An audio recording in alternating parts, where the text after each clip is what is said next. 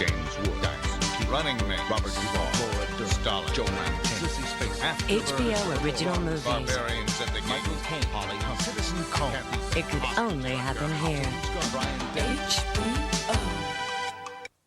HBO. Murder, madness, and mayhem. And that's just the fun part. It's another gory episode of Tales from the Crypt. Next on HBO. Viewer discretion advised. Viewer warning. The following program contains material that may be too intense for some viewers. Parental discretion is advised.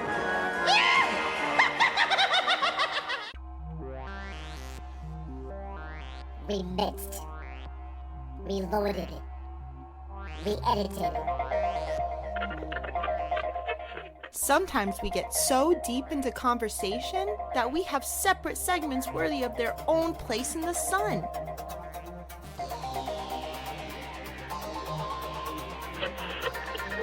Here is a reshuffled mini episode.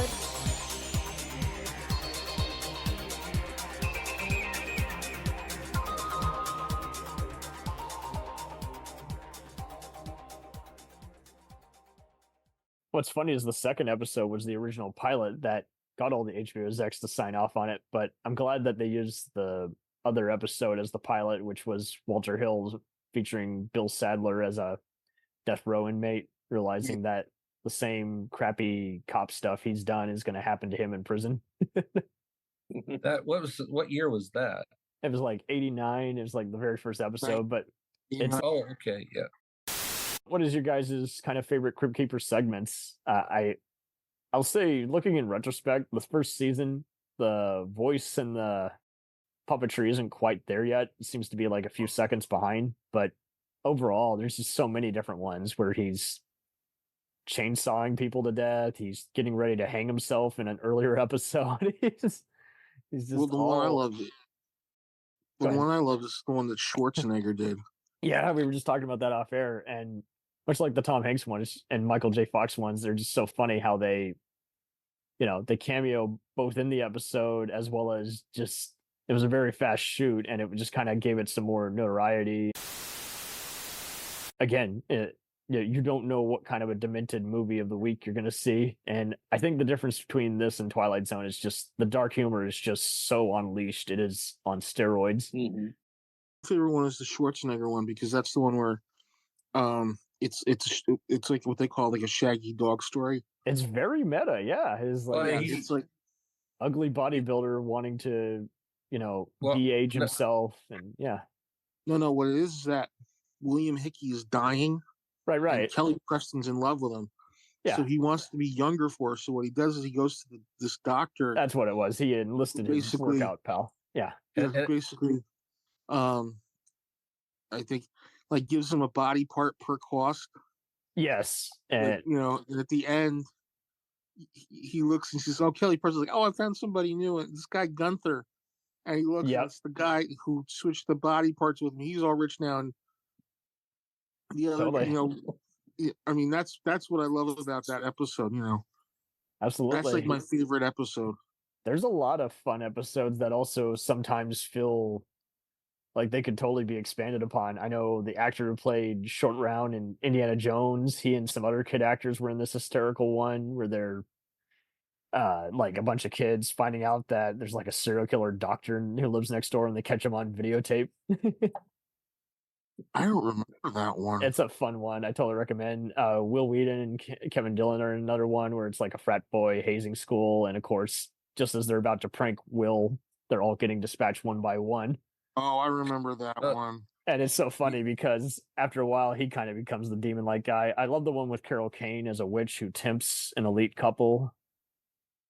And there's plenty of other ones. There's ones by Rowdy Harrington. There's ones by Jack Shoulder of The Hidden. There's many episodes by Russell Mulcahy and Stephen Hopkins. It's just so many future A-listers. Go ahead. The one I love is the one where Bess Armstrong and Christopher Reeve own a restaurant. There you go. Just watched that tonight. He so played against character in that one. It just when he's at the cutting board, he's like, "What is about to happen here?"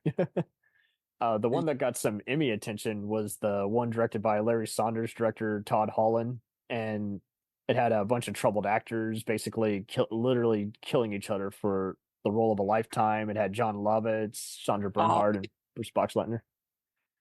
Yeah, they're going for the role of Hamlet, and one. Yeah. And who are you going to play? What am I supposed to play? The part of Yorick, of course. Yes, absolutely, man. It just not what he signed up for at all, but it is what it is. Did you ever see the one that had the Crypt Keeper in the chef's wardrobe, and the story focuses on Steven Weber as a news reporter who finds out a killer is murdering the homeless, and that was another one. But the one that really made me guffaw was the one where Hector Elizondo finds out is hiring a bunch of inept private eyes to spy on his supposedly cheating wife, and it leads to her downfall. I just love how Adam West is in the opening, just like, yeah, frankly, you're shit out of luck. He's like, you're fired. And he hires Sam Waterston, and he's like, my dude, I have on heaven and earth that your wife's fine. She's not cheating with anyone. I don't believe you. You're fired. Well, the one that I think always cracked me up the most was the one with Malcolm McDowell playing a vampire. Yes. Yep. And blood banks run low on blood. So what he does is he like goes after like people, and all of a sudden the blood bank starts to have like they're having like they can't keep there's so much blood they can't keep it. Yes. Oh my God. George went's like, I'm on to you and I know what you're doing. And Malcolm McDowell's like, what? I'm not, he's the night manager. And what he would do, he's the night watchman. Oh man. And, it's a very twisted one.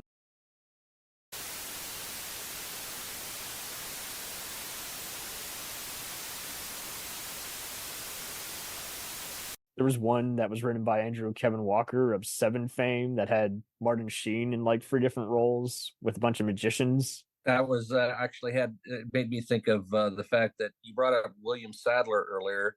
Yes. Billy Zane is the magician in that. Absolutely. And they later go on to be in Demon Knight. Yeah. Yeah, which coincidentally also has my cousin is in that. No way. Speak of the devil. Yep. Her name's Rita. Rita Beebe. Hey, Rita. And she has a small part. That had to be a fun day on set. It's also all these pulp tells give you just some very unusual look at kind of carny what life. I mean, there's one Richard Donner helm with Joe Pantoliano as a magician with 9 lives. Oh. There was another one where Ernie Hudson is like a psychic clown character, and again, he's literally psychologically torturing his Asian wife, and there's a bunch of gorilla and fire effects. I love the one with Bill Paxton and his mentally handicapped brother Brad Dourif as criminal brothers. I never saw that one. Yeah, it's so crazy, and they're led astray by an ice cream puppeteer.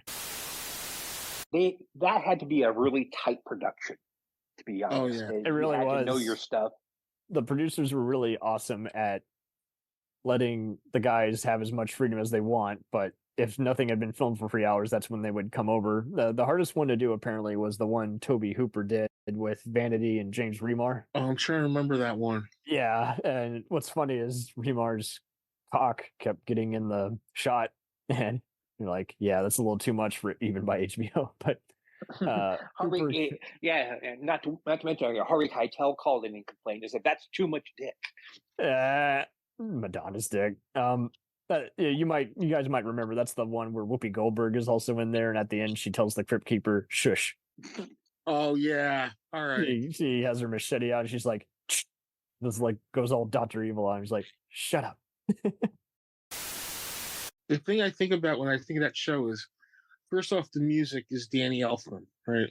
Oh, great theme. There's so many Treasure of the Sierra Madre kind of tells of just, people with greed just getting the best of them. Yeah, case in point with one of those is the one with Demi Moore and Jeffrey Tambor as the abusive pig. Yeah. No, he's. I just mean he's a sexist pig. Yeah, she's disgusted by him, and I think something happens in the end where he dies and she's blamed for some shit. I don't remember. Yeah. Howie Dutch, who's Leah Thompson's husband, directed that one, as well as the one Thompson was in as the streetwalker who who tries to make herself look more beautiful but gets the opposite. Yeah. One I like that some of my friends don't like is the one where Timothy Dalton's at a resort and he finds out he's becoming a werewolf. Oh, wow. I personally, did you guys ever see the one with Roger Daltrey? No, which one was that one? Yeah, so that was by Gary Flutter, who you might know, a Runaway Jury and Things to Do in Brooklyn When You're Dead. He did 2 episodes, and this one has Daltrey and company as a bunch of South American war photographers, and he gets in all over his head. You know, he's scamming all these guys, he's leading the troops to their death, and he's sleeping with the other guy's girlfriend. And at the end, there's a great comeuppance where he gets his face melted off, like just torn off.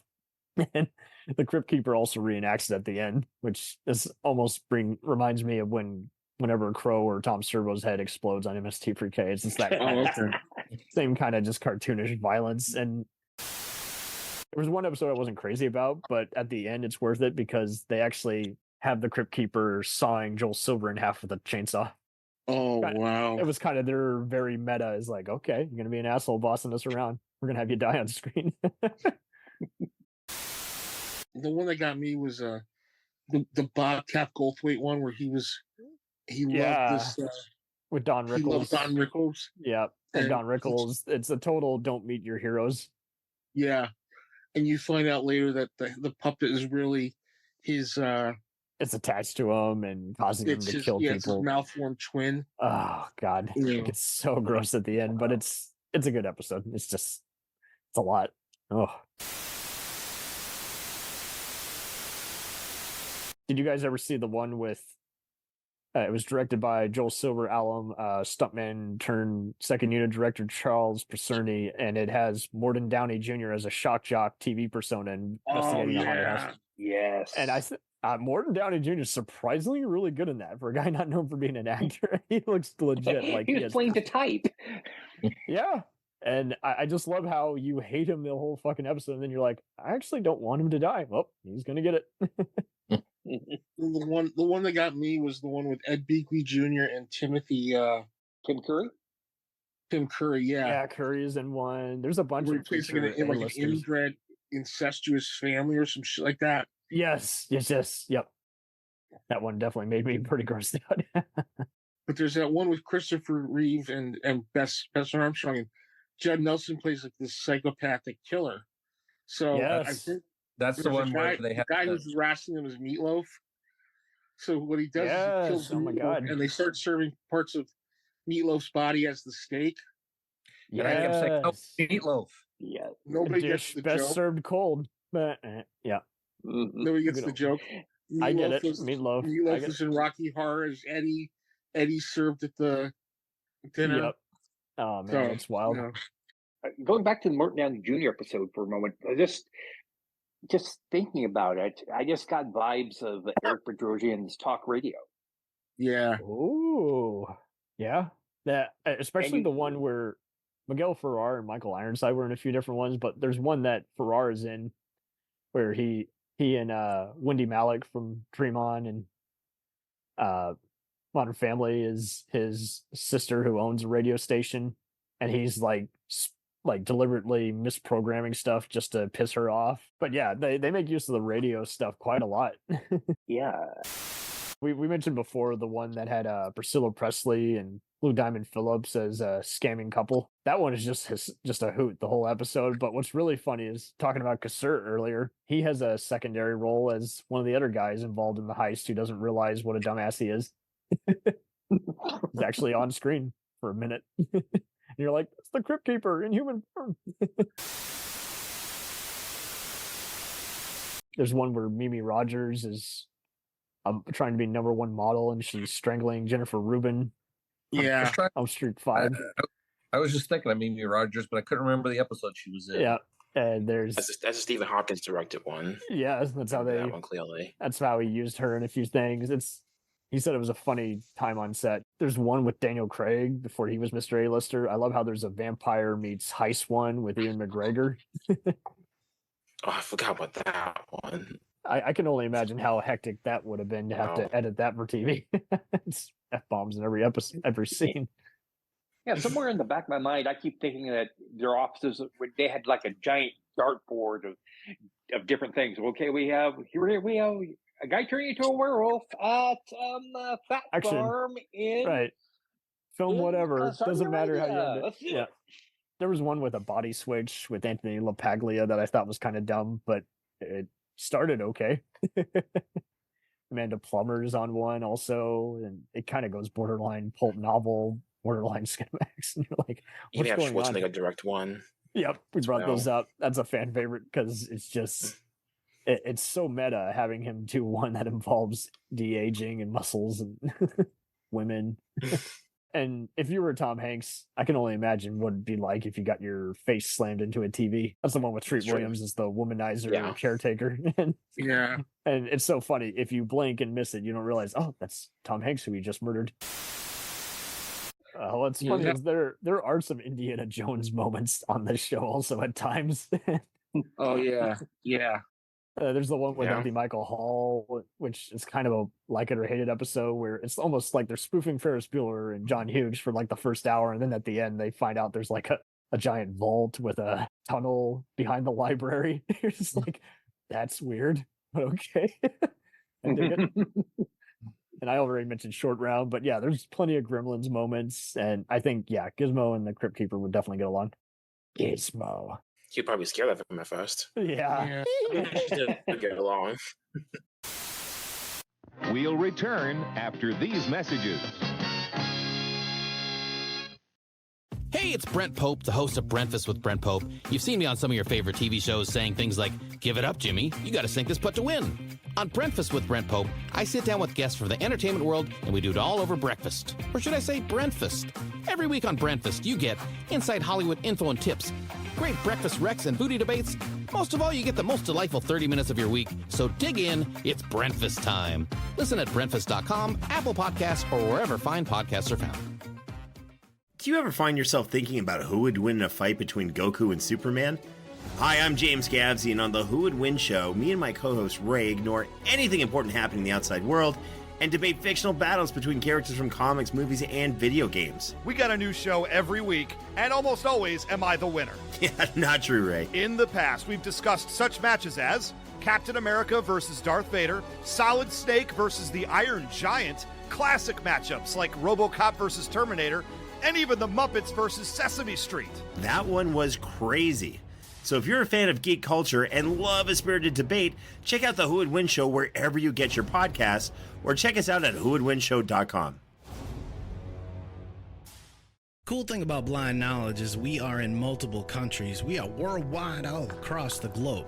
We are in the US, we are in the UK, we are in Canada, Germany, India, Japan. We're in Australia, y'all.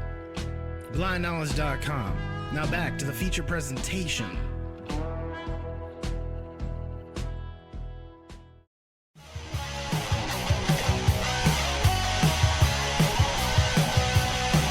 Follow us on the web on Facebook, Twitter, and Instagram. The podcast is available on Podbean, Spotify, iHeartRadio, Anchor, Apple, and anywhere else podcasts are available. Feel free to review our show and leave comments on any of those sites. Thanks a million for listening. It's a